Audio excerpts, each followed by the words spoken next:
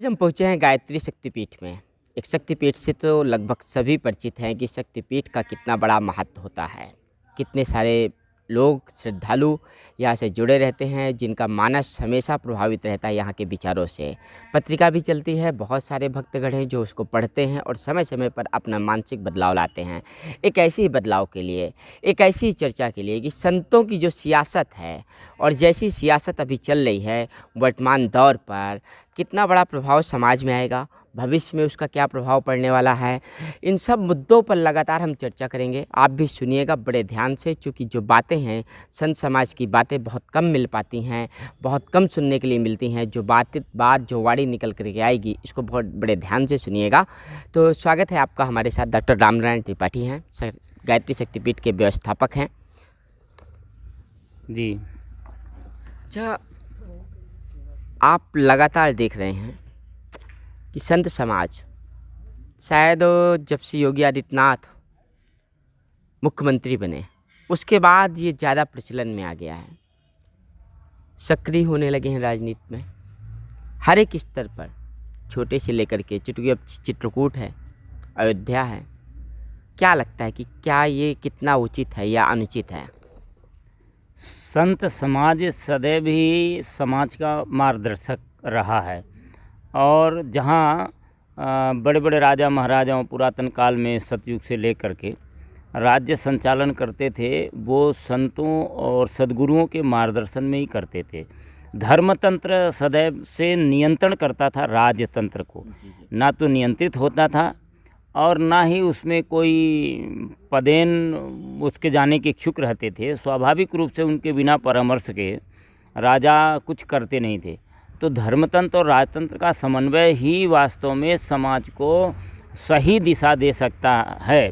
बिना धर्म के राजनीति तो अंधे मोड़ की ओर जाती है। बिल्कुल सही कह रहे हैं आप, क्योंकि हमारे देश ने राजतंत्र भी देखा है, गुलामी का समय भी देखा है, और आज़ादी में हम आए हैं और लोकतंत्र में यात्रा कर रहे हैं। तो राजतंत्र को धर्मतंत्र जिस प्रकार से नियंत्रित करता था, उस पर अब आपको क्या लगता है कि लोकतंत्र में क्या ये जो धर्मतंत्र है संतों का नियंत्रित करता है या कर पाएगा? अब क्या है कि जहाँ राजनीतिक महत्वाकांक्षा जुड़ जाएगी संतों के अंदर, तो फिर वो नियंत्रण नहीं हो सकता, नियंत्रित होना शुरू हो जाते हैं। जैसे अभी हमारे गायत्री परिवार के संचालक श्रद्धेय डॉक्टर प्रणव पंड्या जी को राज्यसभा का सांसद नियुक्त किया था।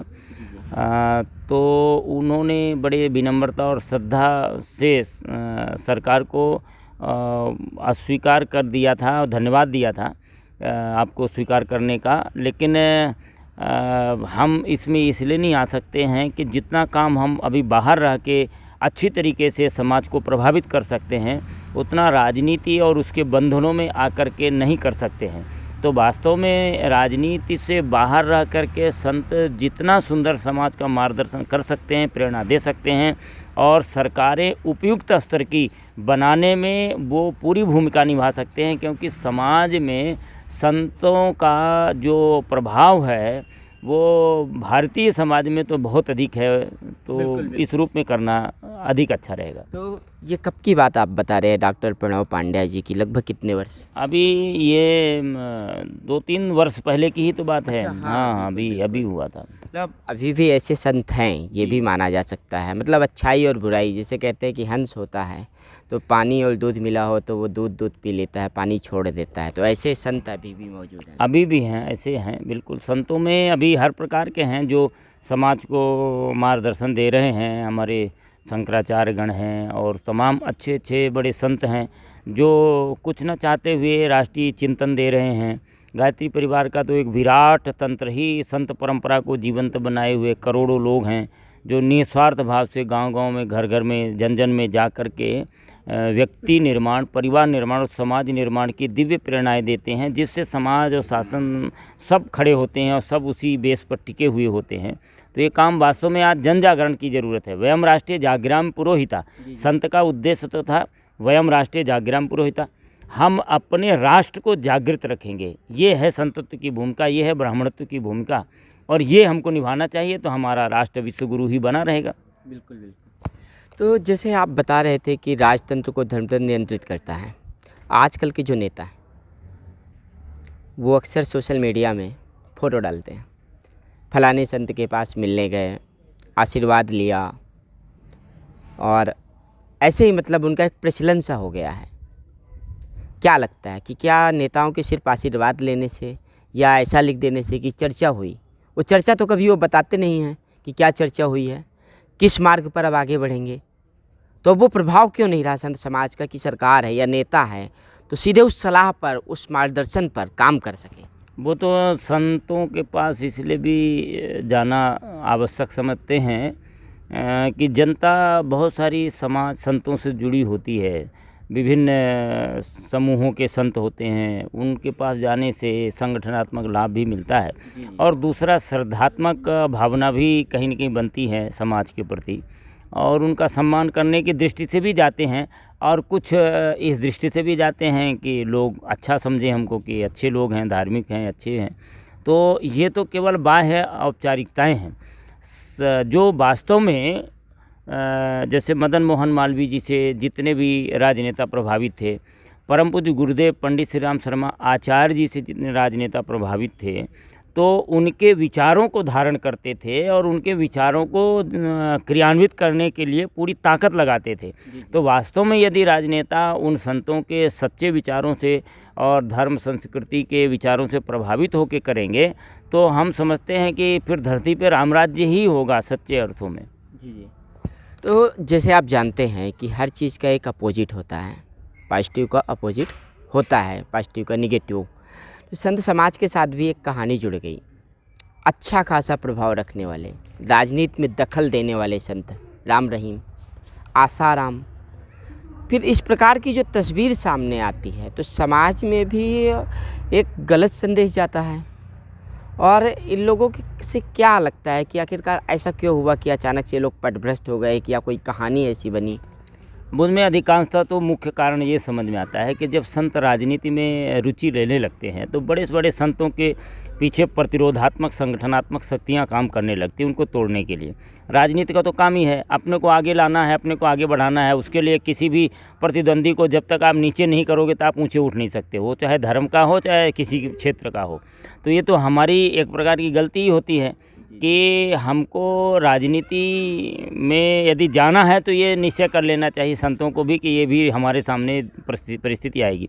तो जहाँ ये इतने पूजनीय रहे, इतने सम्मानित रहे कि पूरा राष्ट्र सम्मान करता रहा, तो छोटी सी कमियों या आधारों के आधार पर इनकी कितनी बेइज्जतियाँ हो गई, कितनी प्रतिष्ठाएं खराब हो गई। तो वो तो संतों को इससे दूरी बना के इसीलिए रखने की ज़रूरत है, रहने की ज़रूरत है। अपनी शुचिता, पवित्रता, आध्यात्मिकता, उसके द्वारा ही समाज इनको राजा यदि कहता है तो उनको महाराजा कहता है, महाराज जी आइए महाराज जी।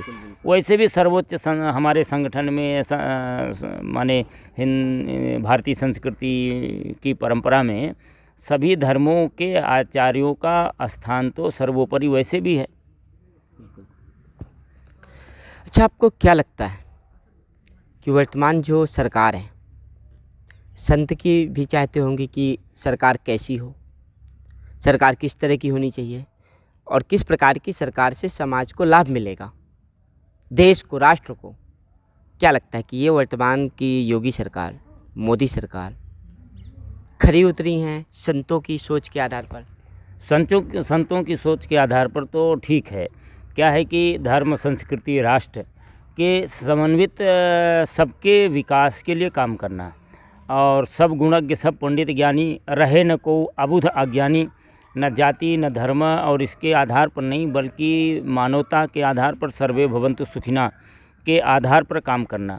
तो निश्चित रूप से ये सरकारें ठीक काम कर रही हैं, धर्म संस्कृति को भी जीवंत बना के रखने का प्रयास कर रही हैं।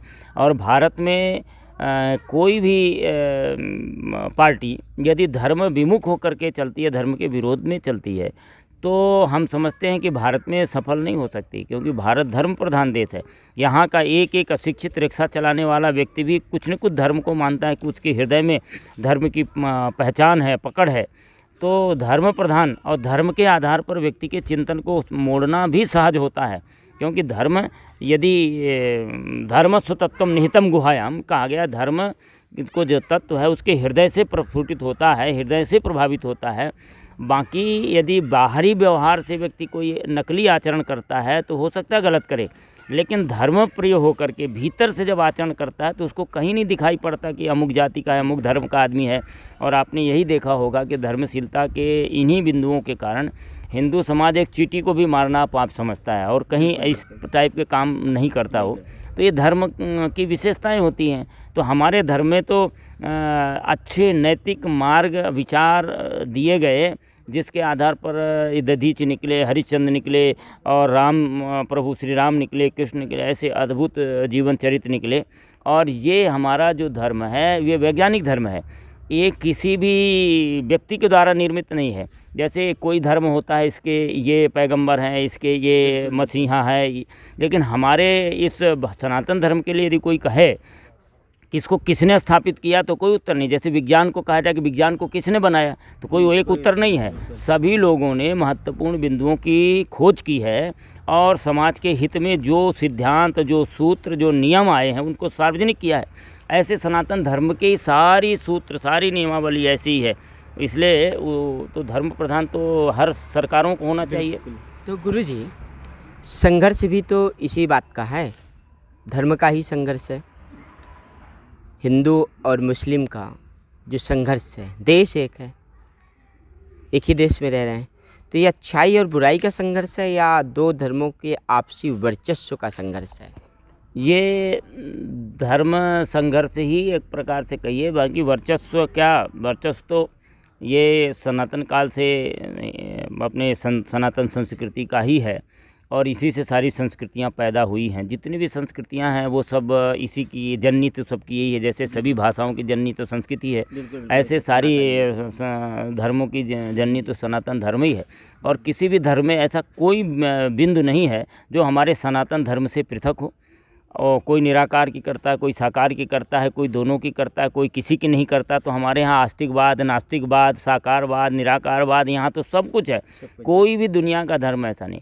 तो धर्म के तत्व की सही व्याख्या हमारे हृदय में ना होने के कारण ही ऐसा होता है। सनातन धर्म के प्रत्येक सूत्र धर्म ही हैं, उसमें कोई विवाद नहीं है। हम जब कहते हैं सर्वे भवन्तु सुखिनः, और वास्तव में हमारी क्रिया पद्धति में, सनातन धर्म की क्रिया पद्धति में किसी से भेद है ही नहीं। हमारे यहाँ तो कोई उल्लेख ही नहीं है किसी धर्म का, किसी जाति का, कोई हिंदू, मुसलमान, सिख, ईसाई, ये कोई किसी का उल्लेख ही नहीं है हमारे धर्म ग्रंथों में, तो कहीं है ही नहीं है। तो हम किसी के साथ मतभेद कैसे कर सकते हैं, विभेद कैसे कर सकते हैं? सही कहा। अच्छा, जैसा कि आपने थोड़ी देर पहले भी कहा कि सरकार को धर्म प्रधान होना चाहिए और ये सरकार काम कर रही धर्म और संस्कृति की रक्षा के लिए, आपको क्या लगता है कि एक जो सरकार अच्छी है उस आधार पर आप देखें तो कुछ गलत लोग नहीं निचले स्तर पर जीत जाते हैं विधानसभा में या लोकसभा में, उसका बेजा लाभ नहीं उठाया जाता? वो तो जितने भी चाहे राजनीतिक पार्टियां हो, चाहे धार्मिक संगठन हो, चाहे सामाजिक संगठन हो, चाहे कोई भी बड़ा काम करने में हो, तो उसमें जो महत्वपूर्ण लोग होते हैं वो बहुत अच्छे होते हैं और उनकी योजनाएं बहुत अच्छी होती हैं, लेकिन उसका क्रियान्वयन तो तमाम सहयोगियों के माध्यम से होता है। तो उस सहयोगियों में तमाम प्रकार के लोग आ जाते हैं। भगवान शंकर जी के, वो कहते हैं ना, शंकर जी की बारात है, तो उनके साथ भी सांप बिच्छू से लेकर के अच्छे देवता से लेकर के सब हो जाते हैं। तो ये सब संगठन ऐसे चलते रहते हैं। परसेंटेज किसका है और नेतृत्व किसका है, क्योंकि भगवान शिव का नेतृत्व है तो नीचे चाहे जितने भी हो बहुत ज़्यादा ना गड़बड़ कर पाएंगे, पर गड़बड़ तो करते ही रहते हैं, क्या किया जाए उसके लिए। तो क्या लगता है गुरुजी, चित्रकूट से आप वही संदेश देना चाहते हैं, अयोध्या से जुड़ा हुआ संदेश योगी सरकार को, यही ऐसा ही कुछ होने जा रहा है चाहे कुछ भी हो जाए? ये निश्चित रूप से चित्रकूट तो भगवान श्री राम की जन्म कर्म भूमि है और यहाँ प्रभु श्री राम जी की सत्ता है। और इसके बारे में तो कह नहीं सकते, चित्रकूट समम तीर्थम नास्ति ब्रह्मांड गोलोके, इस सारे ब्रह्मांड में चित्रकूट से बड़ा कोई जगह नहीं है। महिमा कहिए कहीं विधि जासु, सुख सागर जहाँ कीन निवासु। तो भगवान की छत्रछाया विद्यमान है, कृपा विद्यमान है और निश्चित रूप से अयोध्या जैसा ही चित्रकूट का विकास हो, ये संभावनाएं हैं। तो इन सरकारों से तो निश्चित रूप से भी संभावना है। चुनावी जीत में आप चंद्रिका जी को ही विजेता के रूप में देखना चाहते हैं? व्यक्ति की जगह जो नेतृत्व है, उन नेतृत्वों को, सरकारों को, जो आध्यात्मवादी सरकारें हैं, वो निश्चित रूप से हम लोग सबको ही चाहते हैं कि ऐसी सरकारें बने जो राष्ट्र के लिए न जाति, न धर्म, न कहीं विघटन की नहीं, समन्वय के साथ काम करें। अच्छा, बढ़ते भ्रष्टाचार में गायत्री शक्तिपीठ का एक ऐसा मंत्र बताएं जिससे लोग सुधरें और भ्रष्टाचार कम हो सके, एक नैतिक जिम्मेदारी माने, वो प्रशासन में बैठा हुआ व्यक्ति हो या चुनाव लड़ने वाला हो, नेता हो, अभिनेता हो, कोई भी हो, किसी भी तबके का हो, जिससे एक बड़ा संदेश जाए। चूँकि आपके लोग भी जुड़े हुए हैं, पर मन होता है ना, चंचल होता है, उसको हमेशा रमने की ज़रूरत होती है। तो ऐसा कौन सा मुख्य संदेश है जो सीधे लोगों के मन को स्पर्श कर जाए, लोग स्वयं में बदलाव ला सकें? परम पूज्य गुरुदेव पंडित श्री राम शर्मा आचार्य की परिकल्पना ये रही है कि भारत हमारा विश्व गुरु बने, और इसके लिए उन्होंने 3,500 किताबों से और ये करीब लाखों की संख्या में शक्तिपीठों के सृजन का जो मूल उद्देश्य रखा था कि ये जीवंत और जागृति के केंद्र बने, यहाँ से युग धर्म पले और यहाँ से विचार क्रांति के बीज जाएँ। समाज की क्या आवश्यकताएं हैं और समाज में किन बिंदुओं के जागरण की आवश्यकता है, ये दायित्व, ये सब आस्थान ये गायत्री परिवार के लोग निभाएं। तो एक बात गुरुदेव ने कही थी कि आवश्यकताएं कम करें और परिस्थितियों से तालमेल बिठाएं। ये ऐसा सूत्र है जो हमको आगे बढ़ने के लिए प्रेरणा देता है, और इन्हीं के साथ रह करके हमको व्यक्ति निर्माण करना चाहिए, क्योंकि प्रखर व्यक्तित्व के बिना देश की जितनी भी योजनाएं हैं वो सब कहीं न कहीं वो भ्रष्टाचार की बलि चढ़ती हैं। और व्यक्तित्व संपन्न व्यक्ति जब भी आएंगे किसी योजना में, सरकार में, संगठन में और प्रशासन में, तो निश्चित रूप से सुधार होगा। और ये भारत के अभ्युदय का समय है।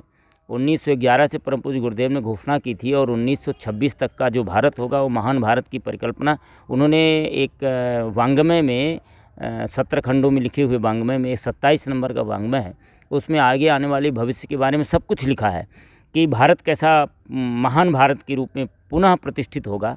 तो निश्चित रूप जब सरकारें अच्छी आएंगी, अच्छे लोग आएंगे और अच्छा व्यक्तित्व उभरेगा समाज का, राष्ट्र का, तो तभी ये संभव होगा, और ये होने वाला है और हो रहा है और होगा भी आगे। तो ये थे हमारे साथ डॉक्टर रामनारायण त्रिपाठी जी, जिन्होंने बड़े ही अच्छे ढंग से धर्म की बात की, राजनीति की बात की, आध्यात्म की बात की और समाज की बात की। कर्तव्य हमारा भी बनता है, उन नेताओं का भी बनता है जो संतों के पास फ़ोटो खिंचाने के लिए आशीर्वाद लेने जाते हैं, कि संतों के विचारों से समाज कैसे चले, संत के संदेश से सरकार कैसे चले, इस पर अब विचार करने का वक्त है। और बड़ी बात उन्होंने कही कि संत को सीधे सियासत में प्रवेश न करके एक नियंत्रण के लिए हस्तक्षेप करने की वो आवश्यकता है। और संत जब इस ताकत के साथ लगेंगे कि हर वक्त सरकार के ऊपर एक नियंत्रण स्थापित कर पाएंगे, तो उससे समाज का जो गरीब तबका है, जो उपेक्षित वर्ग है, जो शोषित समाज है, जो शोषित वर्ग है, उन सबको वास्तव में वो लाभ मिल सकेगा। और जो संत समाज की सोच है वो सरकार के द्वारा साकार हो सकेगी। बने रहिए क्या स्वाद है चुनाव का कार्यक्रम में सौरभ द्विवेदी के साथ। लगातार हम फिर मिलेंगे किसी और शख्सियत से, किसी और संत से, किसी और नेता अभिनेता से।